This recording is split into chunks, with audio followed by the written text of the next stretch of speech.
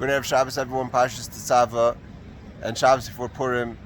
And like the Rebbe says in 1985, the main idea of this week is Shabbos Zachor. Also, like you see behind me, we have what's known today as Jordan, is all the way in the behind, is the place of the burial of Moshe Rabbeinu in Har Nevoy. And this week, Zayin Adar was the birthday and the yahrzeit of Moshe Rabbeinu. And also, mainly what we're going to discuss today is the idea of the 9th of Adar, the day the previous Lubavitcher Rebbe came to the United States, Chatzi Kader Tachton, to the bottom half of the world, to live 86 years ago, which is the Gematria Shem Elikim, which is the idea of Teva and concealment. So we go out of 86 years of whatever, if you want to call what we're living in now, concealment, to the Gilui, to the revelations of Shem Havaya, which is V'hoya B'yemahu, on that day, Yi Hashem Echad, Shmoy Echad, there's going to be a revelation of Shem Havaya in the whole world.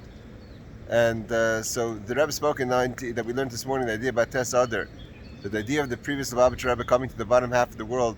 So like when Yaakov Avinu came to Mitzrayim, so there was reasons he came down, because there was a famine and because there was Yosef HaTzadik was there, but Hashem comes to him in a vision and says, you have to go down, I'm going to come back with you. This is a Yerida Tzarech Aliyah.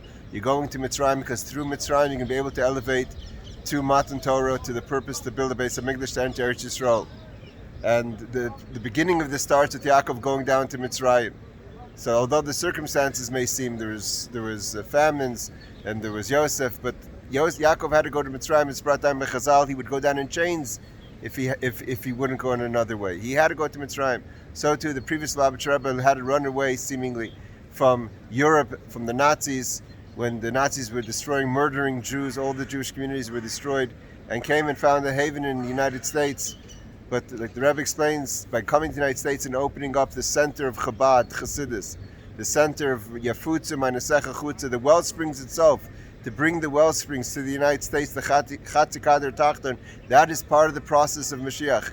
Because for Mashiach to come, there has to be a Gili, a revelation, all the way in the place, the lowest place, the place that Matan Torah wasn't. Matan Torah was on the east part of the world, what's called the Chatzi Kader Tacht Elyon, the higher part of the globe. The lower part of the globe did not have Matan Torah, but by coming 86 years ago, and now we're 86 after Shem Elikim, we're ready to transform the entire world that has been transformed with Friedrich Rebbe and the Rebbe and Chassidim to make a dir b'tachtonim and Yidden and Klal Yisrael in general.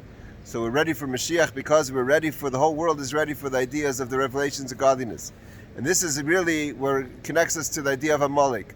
Like the Rebbe explains, and based on the Torah of this week, that Amalek is not separate from the story of Mitzrayim. It says, B'halayischa mi Mitzrayim, when you left Mitzrayim is when Amalek attacked you.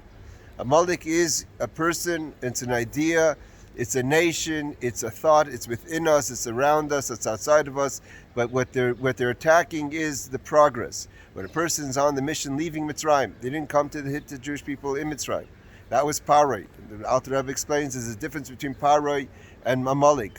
Both of them are from the back of the head, both of them torment the Jewish people, but fundamentally Paroi says, I don't know Yudke Vavke, I don't know Havaya, I know Elikim. So when Moshe says Havaya, says it's time for revelation of Havaya through Ani Havaya, that there's going to be a higher revelation that's never been in the world before through Matan Torah and Eretz Yisrael and building the base of Mikdash. Paroi says, I don't know what you're talking about. Maybe if I knew what you're talking about, I could agree with you. I just am not familiar with it. And the Alter Rebbe says it was actually a punishment, because in theory, if he would understand it, maybe he would have let the Jewish people out willingly. What Amalek says is Yedeyas Riboini Mechav Limrid Boy. Amalek knows Havaya, knows what he's Esav's grandson, he's Yitzchak's grandson, he understands these things. He comes to the person and says, you're trying to make progress, you left Mitzrayim, you're on the path to getting to the Eretz HaRachava, to the land of plenty. You have to know that who says, who decided? I hear what you're saying. We're not arguing that there's a God, we're not arguing that these are good ideas, we're arguing who says you have to apply them to you. Let someone else do them, or not someone else do them. But why are you acting on these ideas? Why? He separates the mind from the heart. Do you understand something? Doesn't mean you have to act on it.